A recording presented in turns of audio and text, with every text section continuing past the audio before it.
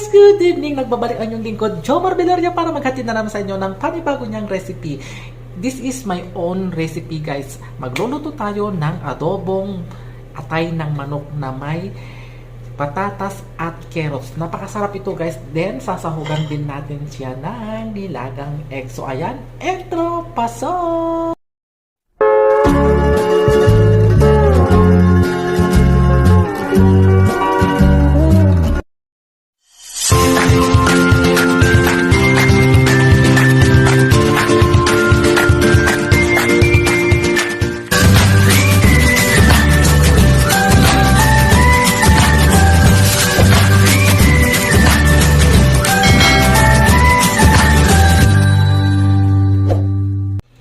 So ayan guys, wag na natin patagalin. Ayan, maglagay tayo guys ng oil.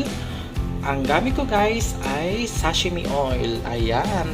So now, hintayin natin uminit yung ating sesame oil bago tayo mag-start magluto. So ayan guys, ito guys yung ating atay ng manok.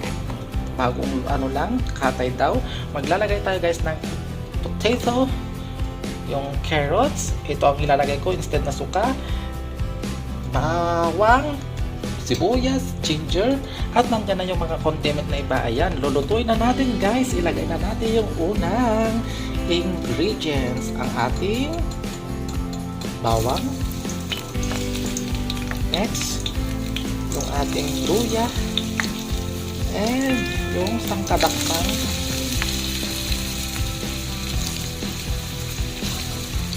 Sibuyas. At ilagay na rin natin yung panghang na sili para masarap yung ating adobo. So yan guys, pwede na natin ilagay yung ating atay.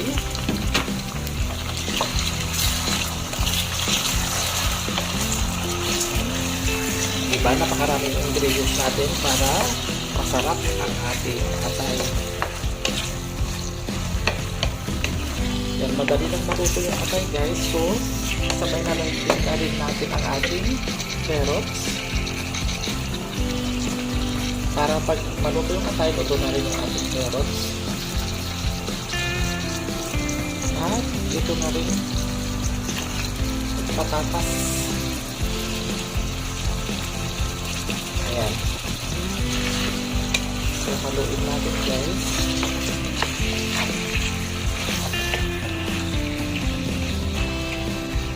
Then, maglagay tayo guys ng black pepper.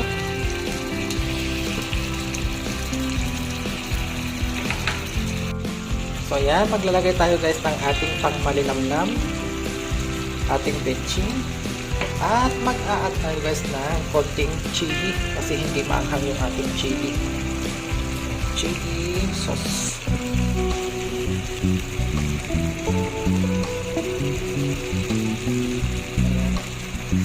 Ubos na natin. At nilalagay na natin yung ating soy sauce.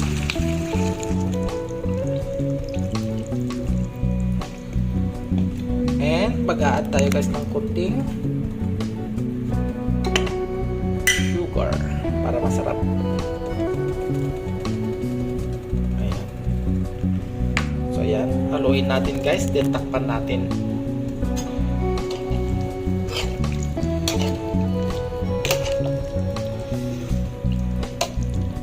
So yan, lagay na natin yung ating egg.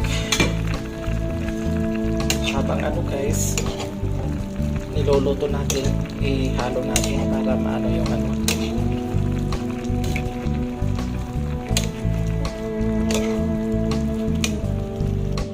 So yan na guys, luto na yung ating adobo.